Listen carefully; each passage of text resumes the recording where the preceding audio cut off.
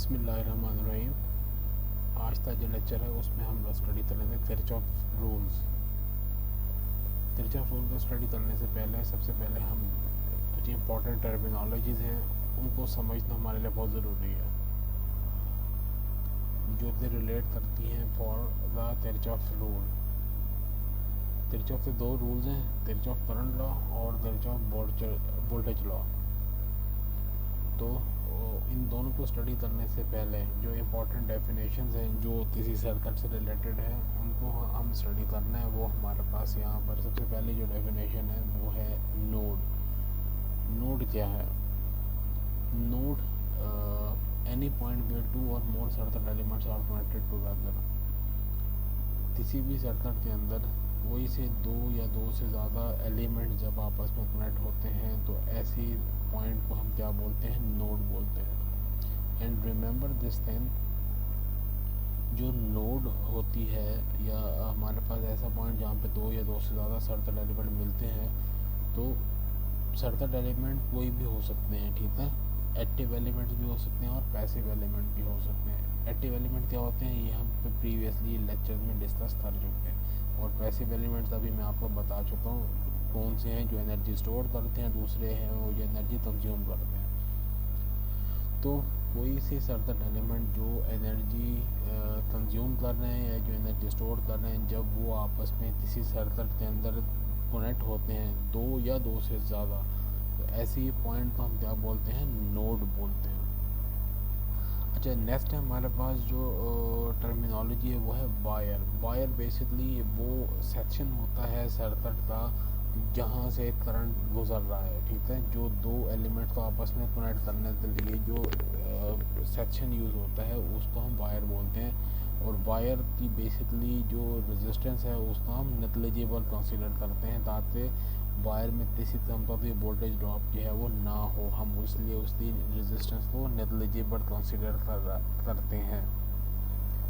अच्छा जी, नेक्स्ट है हमारे पास each node has one voltage with respect to ground. Remember voltage is always labeled as potential difference, ठीक है। दो पॉइंट्स में पोटेंशियल का डिफरेंस होना is known as the voltage, लेकिन यहाँ पे नोड का जो पोटेंशियल डिफरेंस होगा वो विद रिस्पेक्ट टू ग्राउंड हम कंसीडर करेंगे, ठीक है। तो each node has one voltage value या each node has a potential difference, mean node का एक साइड जो है वो हायर पोटेंशियल पर होती और जो नोड की दूसरी साइड है वो लो पोटेंशियल पर होगी। Then the charges will flow from one node to another node. Next जो टर्मिनोलॉजी है हमारे पास that is known as the branch.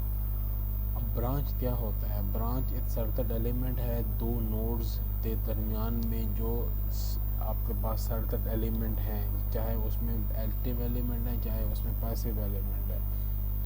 तो ऐसे तमाम एलिमेंट्स जो दो नोड्स के दरमियान में आते हैं उनको हम क्या बोलते हैं? उनको हम ब्रांच बोलते हैं। So branch is all the elements circuit elements which are between two nodes, ठीक है। अच्छा जी, नेक्स्ट है हमारे पास लूप। लूप क्या है? बेसिकली जब आपके पास मल्टीपल ब्रांचेस के अंदर से करंट गुजरता है, स्टार्टिंग पॉइंट और एंडिंग पॉइंट करंट का सेम हो, जब आपका कंप्लीट एक पाथ एक साइकिल कंप्लीट कर ले करंट, उसको हम क्या बोलते हैं? लूप बोलते हैं। डेफिनेशन यहाँ पे अगर हम देखें, a collection of branches that form a close path returning to the same node without going through any other node और ब्रांच ट्वाइस, ठीक है। एक नोड को दो दफ़ा उसमें से करंट नहीं गुजारना, एक ही दफ़ा उसमें से करंट को हमने कंसिडर करना है। ऐसी सिचुएशन को हम क्या बोलते हैं? हम उसको लूप बोलते हैं, ठीक है। जैसे इसके नाम से पता चलता है लूप क्या होता है, एक कंप्लीट सर्कल सा होता है, ये एक कंप्लीट पाथ जहाँ से आप स्टार्ट होते हैं वहीं पे आते आप एंड कर दें, ऐसी सिचुएशन को हम क्या बोलते हैं? लूप बोलते हैं। So these are some important definitions जिसमें हमने स्टडी किया लूप क्या होता है, ब्रांच क्या होता है और हमारे पास नोड क्या होता है। And remember these all the definition we will use in coming slides and coming topic as well. So I hope ये चीज़ आपको अंडरस्टैंड हो गई होगी। So next we have in the so यहाँ पे आपके सामने एक सर्कट दिया हुआ है, ठीक है। This example circuit, let's see how many nodes we have got in the circuit. Let's see how many branches we have got in this circuit, and let's identify the number of loops in this circuit. So जो theory, जो topic, जो definition मैंने अभी आपको बताई है, जो explanation मैंने आपको नोड दी है, जो आपको एक्सप्लेनेशन मैंने ब्रांच दी है, और जो एक्सप्लेनेशन मैंने आपको लूप दी है, उस एक्सप्लेनेशन को दिमाग में रखते हुए, उस एक्सप्लेनेशन को रिकॉल करते हुए, इस जो डायग्राम है इसमें आप आइडेंटिफाई करने की कोशिश करें कि how many nodes you have got, how many branches you have got, how many loops you have got, ठीक है। पहले अपने पास इसका जो आंसर्स हैं उसको आप आइडेंटिफाई करके अपने पास किसी पेज पर लिख लें, एंड देन जब मैं आपके साथ इस पर डिस्कशन करूँगा in the next slides, then आप अपने जो आंसर्स हैं उनको उसके साथ आप रिलेट करेंगे, then it will help you in understanding कि आपको समझ आई है या आपको नोड्स, ब्रांच और लूप से बेसिक कॉन्सेप्ट की समझ नहीं आई, ठीक है। So let's go towards the solution of the example. जी, ये हमारे पास आप देख सकते हैं नोड्स का आंसर है। So we have got 3 nodes here in the circle. I hope आप में से बहुत सारे बच्चों ने जो अपने पास रजिस्टर्स में इसका आंसर 3 ही लिखा होगा नोड्स का। अच्छा जी, यहाँ पे आप देखते हैं सॉल्यूशन की तरफ। लेट्स सी, यहाँ हमारे पास 2 सर्किट एलिमेंट्स मौजूद हैं, VS और R1, रजिस्टर R1, ये 2 सर्किट एलिमेंट है। तो इन 2 सर्किट एलिमेंट को जोड़ने वाला ये पॉइंट है, ठीक है। आई होप ये आपको नज़र आ रहा है। तो ये पॉइंट ऐसा है जहाँ पे ये 2 सर्किट एलिमेंट आपस में मिल रहे हैं। So this one is known as the node number 1। अच्छा, नेक्स्ट है हमारे पास ये पॉइंट जहाँ पे R1 और R2 आपस में मिल रहे हैं, ठीक है।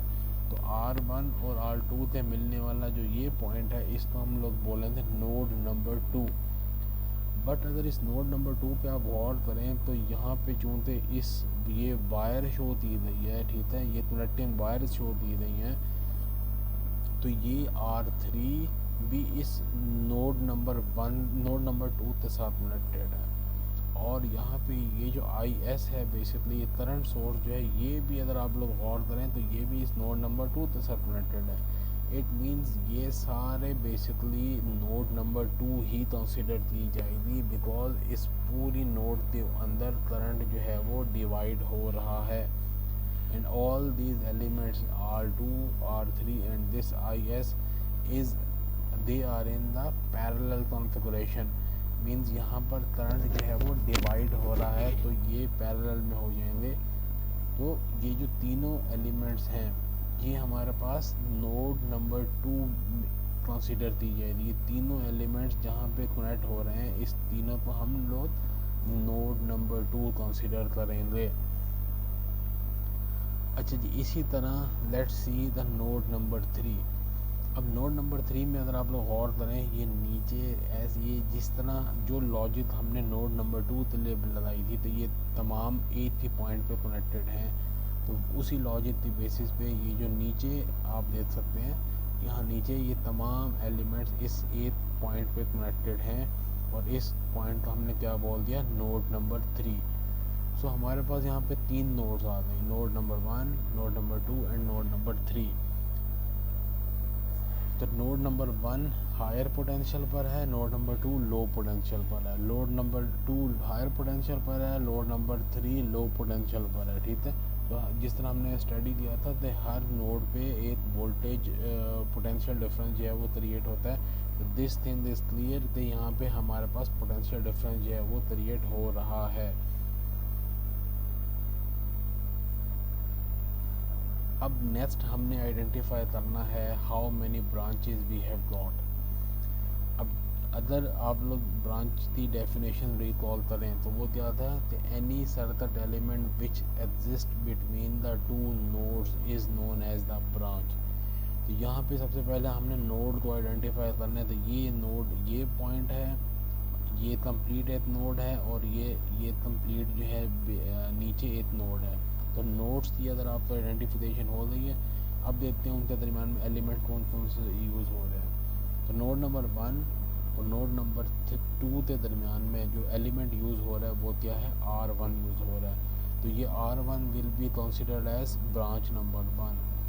फिर नोड नंबर 2 और नोड नंबर 3 के दरमियान में जो सरदर्द एलिमेंट लाए कर रहा है वो क्या है, R2। तो ये हमारे पास ब्रांच नंबर 2 हो जाएगी। इसी तरह नोड नंबर 2 और नोड नंबर 3 के दरमियान में एक और सरदर्द एलिमेंट लाए कर रहा है, वो कौन सा है आपके पास, R3। And in the last we have got another सरदर्द एलिमेंट दैट इज IS। तो ये बेसिकली तीनों ब्रांचेस कंसीडर की जाएंगी जो थे नोड नंबर 2 और नोड नंबर 3 के दरमियान में है। मींस इन ब्रांचेस में किसी भी रास्ते से करंट नोड 2 से नोड 3 में गुजर सकता है, ठीक है। अगर R2 ख़त्म हो जाए तो भी करंट R3 और IS से गुजर सकता है। अगर IS ख़त्म हो जाए तो भी करंट R2 और R3 से गुजर कर नोड नंबर 3 में आ सकता है। तो ब्रांच बेसिकली ऐसा रास्ता है जहाँ से करंट एक नोड से दूसरे नोड में गुजर सकता है, आ सकता है। ऐसे उसको हम क्या बोलते हैं, हम ब्रांच बोलते हैं। तो हमारे पास करंट को मिलने वाले रास्ते को हम ब्रांच बोलते हैं। तो करंट हमेशा दो नोड से दरमियान में फ़्लो करता है, हायर से लोअर की तरफ। तो यहाँ पे नोड नंबर 2 से नोड नंबर 3 में करंट को फ़्लो करने के लिए 3 रास्ते मिले हैं, तो हमने यहाँ पे उनको 3 ब्रांचेस का नाम दे दिया। फिर इसी तरह नोड नंबर 3 और नोड नंबर 1 के दरमियान में हमारे पास कौन सा सर्किट एलिमेंट है, ये VS सर्किट एलिमेंट है। तो इस VS की बेसिस पर हमने इसको एक ब्रांच का नाम दे दिया। तो ओवरऑल अगर हम यहाँ पे इसको आइडेंटिफाई करें तो हमारे पास कितने सर्किट एलिमेंट्स हैं, ये कितने ब्रांचेज हैं यहाँ पे, नोड नंबर 1 नोड नंबर 2 के दरमियान में ब्रांच नंबर 1 जिसका लेबल है R1। Node number 2 node number 3 के दरमियान में हमारे पास 3 ब्रांचेज हैं जिसके लेबल है R2, R3 एंड IS। इसी तरह नोड नंबर 3 और नोड नंबर 1 के दरमियान में जो सर्किट एलिमेंट लाए कर रहा है वो क्या है हमारे पास, VS जो थे वोल्टेज सोर्स है। तो इस तरह हमने ब्रांच नंबर 5 का नाम दे दिया है। So all together we have got 5 branches in this circuit.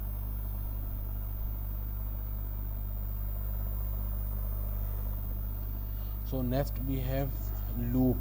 Loop क्या होता है, जैसे मैंने आपको बताया कंप्लीट पाथ जब एक सर्किट को करंट को मिलता है, ठीक है, स्टार्टिंग पॉइंट से एंडिंग पॉइंट तक, उसको हम लोग क्या बोलते हैं, लूप बोलते हैं। यहाँ पर अगर हम देखें तो लूप हमारे पास नोड्स, ठीक है, नोड नंबर A, B और C। अब ऐसा लूप में एक लूप में मल्टीपल ब्रांचेस जो हैं वो हो सकती हैं, ठीक है, एक लूप में मल्टीपल ब्रांचेस हो सकती हैं। तो उस कॉन्सेप्ट की बेसिस पर हम यहाँ पर देखते हैं कि हमारे पास पहली जो ब्रांच है वो क्या है, R1 वाली ब्रांच है, दूसरी ब्रांच है R2 वाली ब्रांच है, और तीसरी ब्रांच में ये VS यूज़ हो रहा है। तो ये 3 ब्रांचेस को हम जब कंबाइन करते हैं तो हमारे पास लूप नंबर 1 बन जाता है। तो यहाँ पे आप देख भी सकते हैं ये जो सर्कल बना हुआ है जिसमें VS, R1 और R2 शामिल है, तो ये हमारे पास लूप नंबर 1 बना रहा है। इसी तरह लूप नंबर 2 में हमारे पास VS, R1, R3 and again VS शामिल है। एंड इसी तरह लूप नंबर 3 में हमारे पास क्या चीज़ शामिल है, VS, R1, this V out या IS वाला जो कंपोनेंट है, एंड अगेन VS। तो स्टार्टिंग पॉइंट से वापस जब आपने पूरे सर्किट के अंदर से करंट गुजरता हुआ वापस जब स्टार्टिंग पॉइंट पे आएगा तो उसको हम कंप्लीटेड लूप कंसीडर करेंगे। तो अब यहाँ पे लूप को समझने के लिए चीज़ मैं आपको बताता जाऊँ, अगर ये देख लें R2 को आप ख़त्म कर दें और IS को ख़त्म कर दें तो भी R3 से करंट गुजर सकता है। इसी तरह अगर R3 को ख़त्म कर दें तो R2 और IS में से करंट गुजर सकता है। तो हमारे पास लूप जो है तभी लाई करता है जब करंट को पूरा एक पाथ मिल जाए, सोर्स से एलिमेंट्स में गुजरता हुआ वापस सोर्स में जब तक आएगा current, then it will be considered as a loop. So हमारे पास यहाँ पे कितने लूप होते हैं? We have got 3 loops in this circuit diagram. I hope ये लूप का कॉन्सेप्ट आपको क्लियर हो गया होगा and you can easily identify the number of loops in the given example which we just have studied. अच्छा जी, तो ये जो अभी हम लोगों ने एक्सप्लेनेशन की है, डेफिनेशंस को समझा है, किरचॉफ नोड्स थी, ब्रांच थी और लूप थी, तो इसके बेसिक कॉन्सेप्ट को दिमाग में रखते हुए now we have to go further and we have to understand the concept of the Kirchhoff voltage law KVL.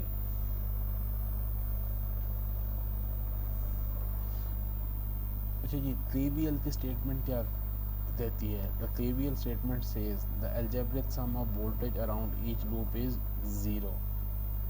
एक लूप के अंदर तमाम वोल्टेज का जो सम होता है वो ज़ीरो होता है, ठीक है।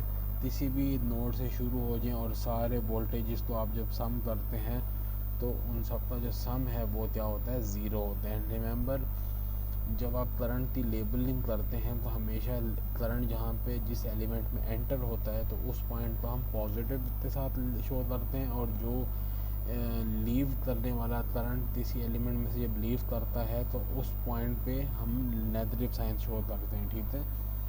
या दूसरे अल्फाज में, जब आपने करंट की लेबलिंग कर दी, अगर पॉजिटिव साइन पहले आ रहा है तो हम उसके साथ वोल्टेज के साथ पॉजिटिव लेते हैं, और अगर हमारे सामने नेगेटिव साइन पहले आ रहा है तो हम उसके साथ नेगेटिव साइन पहले लेते हैं, या उस हम वोल्टेज के साथ हम नेगेटिव लेते हैं, ठीक है। तो चाहे पॉजिटिव हो या चाहे नेगेटिव हो, जब भी किसी लूप के अंदर इन वोल्टेजेस का आप सम करेंगे तो सम करने के बाद जब इनका रिज़ल्ट आप देखेंगे तो हमेशा आंसर ज़ीरो ही आएगा। This statement is basically the Kirchhoff voltage law. अच्छा, यहाँ पे हमारे पास ये देख सकते हैं लिखा हुआ है summation of voltage drop minus summation of voltage rise is equal to zero. This is basically the statement of the Kirchhoff voltage law, which और in other words we have got sum of voltage drop is equal to sum of voltage rise. एक circuit के अंदर, एक loop के अंदर जितने voltage drop होंगे उनका सम बराबर होगा सम ऑफ वोल्टेज राइज थे, ठीक है। आई होप ये डेफिनेशन आपको KVL किरचॉफ वोल्टेज लॉ की ये डेफिनेशन आपको क्लियर हो गई होगी, which state that the algebraic sum of voltage in a loop is zero. So यहाँ पे आप देख सकते हैं कि हमारे पास एक एग्ज़ाम्पल है जिसको अभी हमने प्रीवियसली स्लाइड्स में स्टडी किया था, जिसमें हमारे पास 3 नोड्स हैं और 5 ब्रांचेस हैं और 3 लूप्स हैं। सो यहाँ पे अब हमने देखना है कि we have to use KVL, and हमने देखना है कि हम इसको KVL की स्टेटमेंट को कैसे हम यहाँ पे अप्लाई कर सकते हैं।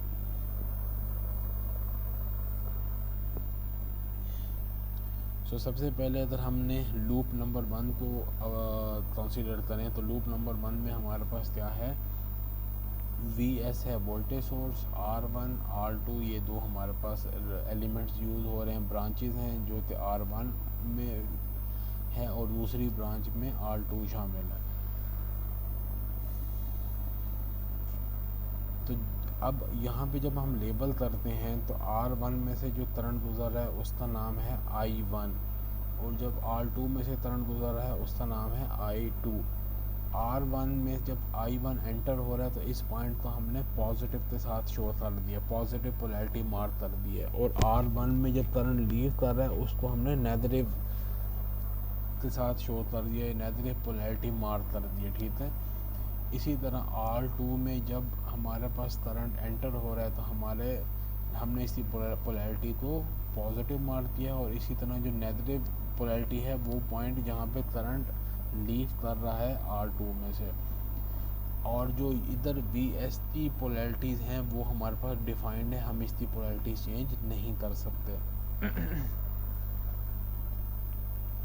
सो आई होप ये करंट की लेबलिंग और पोलैरिटीज़ की मार्जिन आपको समझ आ रही होगी। तो यहाँ पर अगर आप देखें तो हमारे पास जो वोल्टेज ड्रॉप है, सबसे पहले I1 इंटू R1, ठीक है, ये एक वोल्टेज ड्रॉप हो दिया from the Ohm's law. Ohm's law क्या कहता है, voltage is equal to current multiply by resistor. तो करंट की वैल्यू हमारे पास है I1, रेजिस्टर की वैल्यू है हमारे पास R1। तो VR1 is equal to I1 into R1। And इसी तरह हमारे पास VR2 हो जाएगा I2 मल्टीप्लाई बाय R2। तो इन दोनों की हमने वोल्टेज की लेबलिंग कर दी। और नेक्स्ट हमारे पास जो वोल्टेज हैं वो कौन से हैं, VS के हैं। अच्छा जी, यहाँ पे देख सकते हैं हमारे पास स्टेटमेंट लिखी है assign current variables and the directions, ठीक है। आपने I1 I2 I3 जो भी हैं उनकी करंट की लेबलिंग आपने कर दी और उनकी डायरेक्शन को आइडेंटिफाई कर दिया। And using Ohm's law we have to assign the voltages and polarity consistent with the passive devices. Current enters at the positive sign and current leaves at the negative sign. That I have already explained you in the previous slide.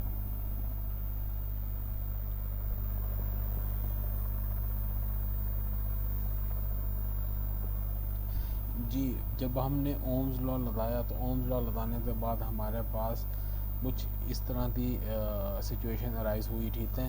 R1 के ऊपर ये देख सकते हैं आप, ये क्या है, ग्रीन कलर के सर्कल में जो ओवल शेप में जो लिखा हुआ है ये है हमारे पास VR1 means voltage drop eight resistance R1।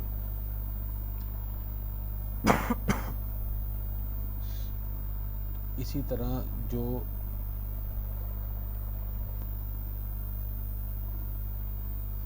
अच्छा जी, ये देख सकते हैं जो R1 के क्रॉस वोल्टेज हैं वो क्या होते हैं, VR1 जो के बराबर है I1 इंटू R1 के।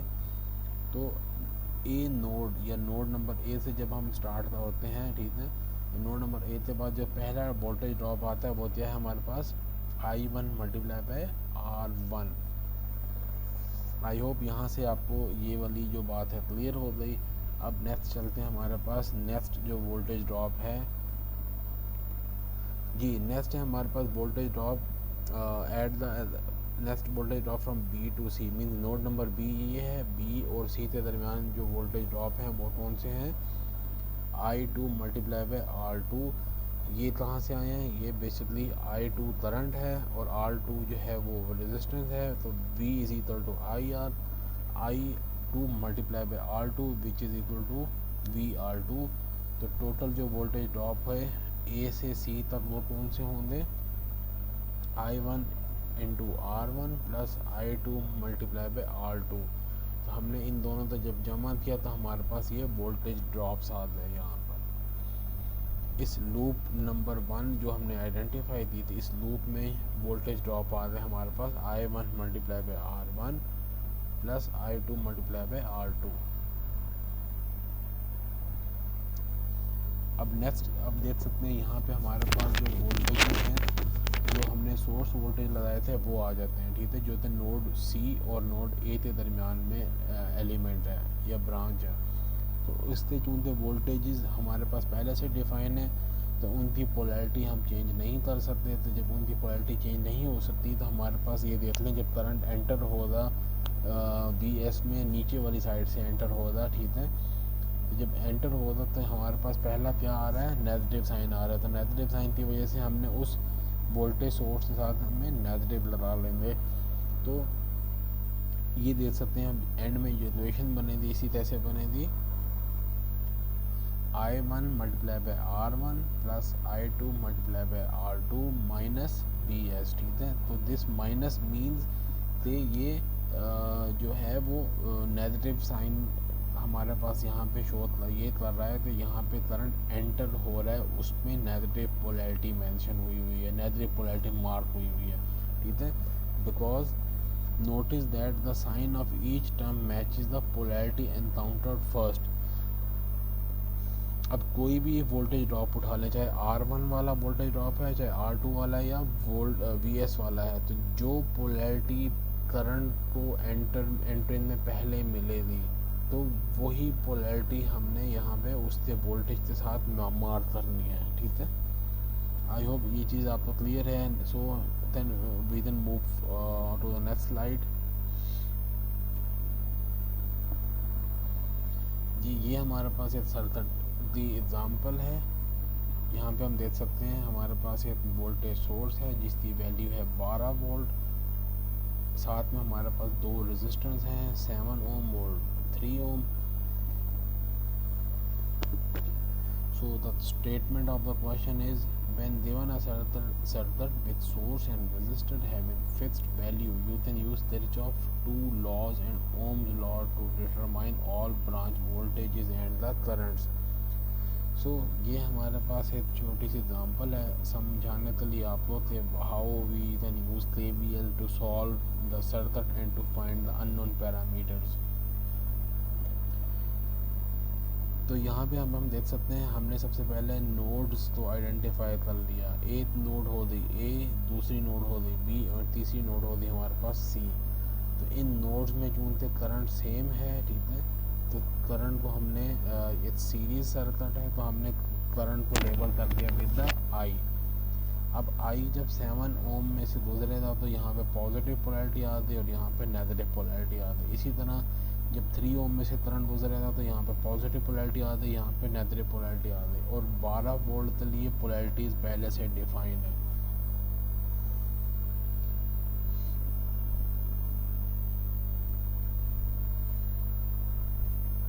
So using the basic definition of KVL, तो KVL की स्टेटमेंट के मुताबिक हमने यहाँ पे सबसे पहले वोल्टेज इसको मार्जिन करनी है VAB, और नेक्स्ट है हमारे पास VBC। ठीक है, तो जब हम इसको KVL अप्लाई करेंगे तो हमने क्या करना है VAB प्लस VBC।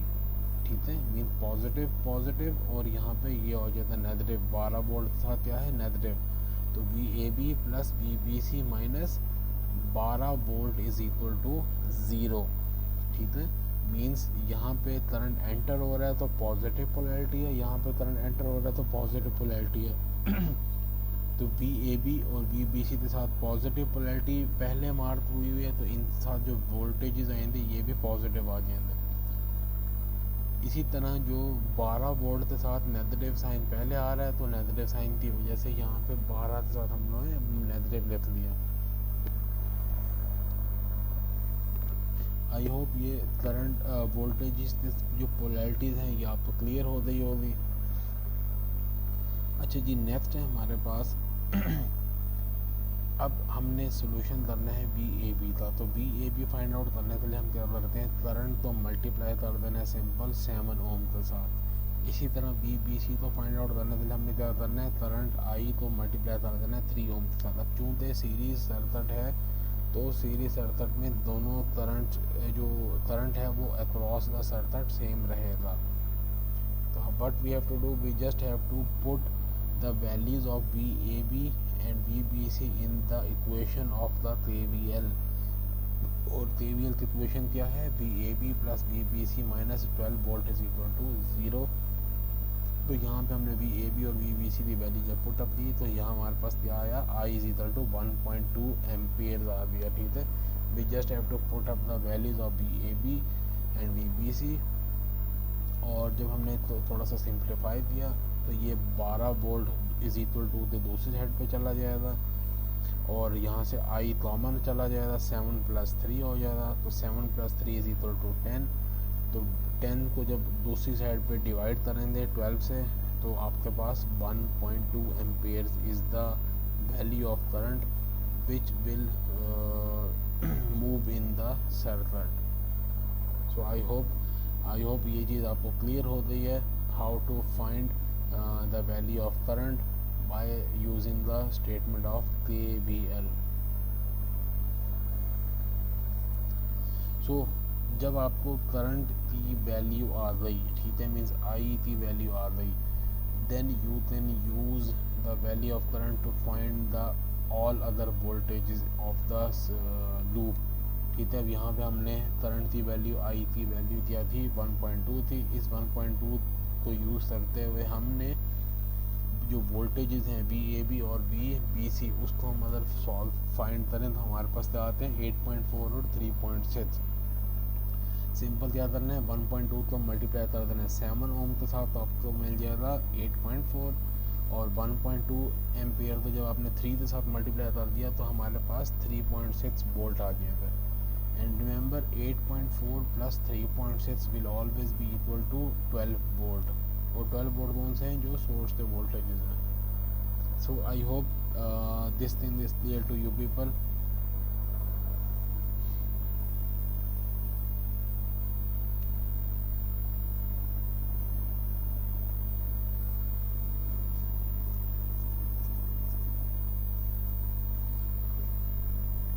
सो यहाँ पर आप देख सकते हैं हमारे पास करंट की वैल्यू क्या है 1.2 एम्पेयर है। अगर दूसरे एज्यूम हम करें तो हमारे पास जो 7 ओम और 3 ओम की जो रेजिस्टेंस थी वो सीरीज़ में थी। अगर आप चाहें तो 7 प्लस 3 करते उसको ऐड करें 10 आ जाएगा। तो 12 divided by 10 is equal to 1.2 ampere current जो है हम यहाँ से फाइंड आउट कर सकते हैं, बिकॉज 7 ओम और 3 ओम आर इन द सीरीज़। तो एक लूप के अंदर जो रेजिस्टेंसेस होते हैं तो लूप के अंदर वो सारे सीरीज़ में ही कंसिडर किए जाते हैं। तो सीरीज़ में कंसिडर करने की वजह से you can just add the resistance in series.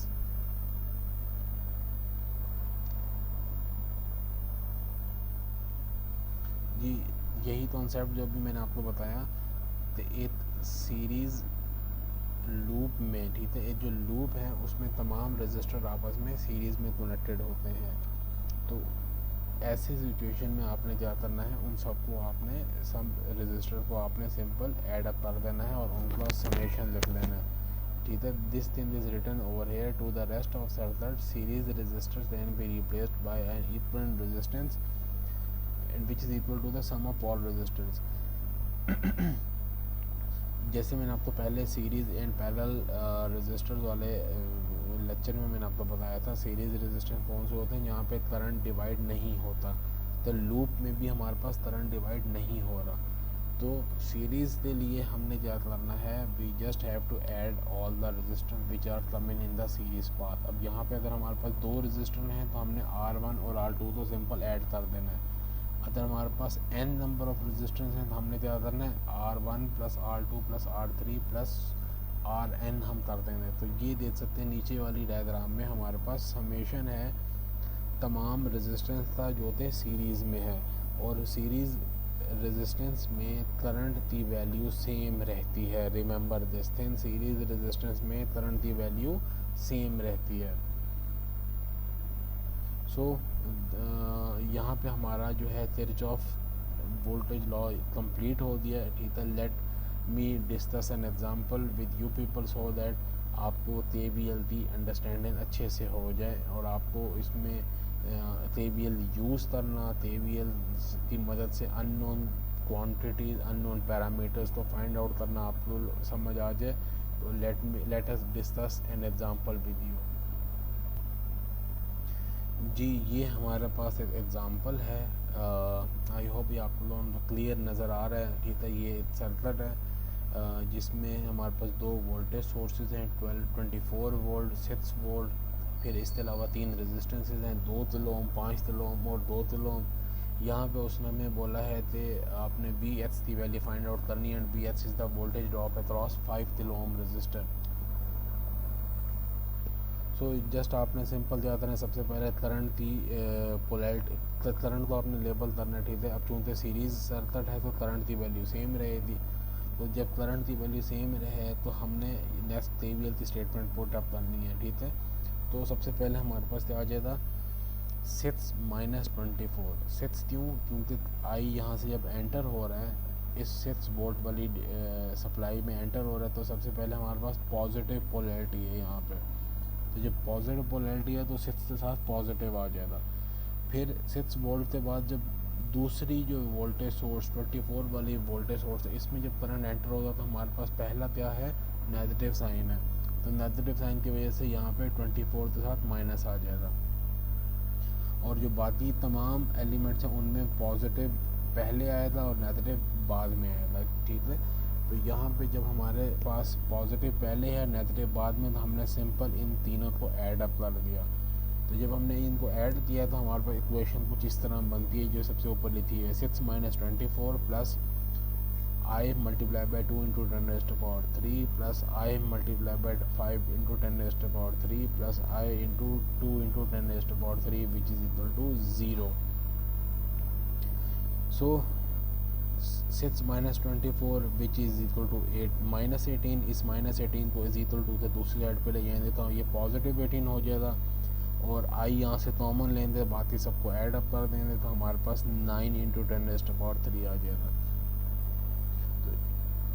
इसको जब यहाँ से सिंप्लीफाई करें तो आई की वैल्यू आ जाती 2 milli ampere and 2 milli ampere. तो जब इस सर्किट में पुट अप कर देंगे तो कोई भी वैल्यू आप किसी भी एलिमेंट के क्रॉस वोल्टेज ड्रॉप को आप फाइंड आउट कर सकते हैं। क्योंकि हमें यहाँ पे वी एच की वैल्यू चाहिए थी, तो आई की वैल्यू हमारे पास 2 मिली एम्पेयर है, आर की वैल्यू 5 किलो ओम है, तो V H will be equal to 10 volt, ठीक है। So with this example I hope KVL का जो बेसिक कॉन्सेप्ट है, KVL की जो अंडरस्टैंडिंग आपको क्लियर हो गई होगी, एंड KVL से रिलेटेड जो एग्जांपल हम लोगों ने की है, जो थ्योरी हमने पढ़ी, जो डेफिनेशन हम लोगों ने पढ़ी हैं, जो कॉन्सेप्ट्स पढ़े, आई होप आपको यहाँ पे क्लियर हो गए होंगे। So we will discuss more examples in upcoming lectures about the KVL।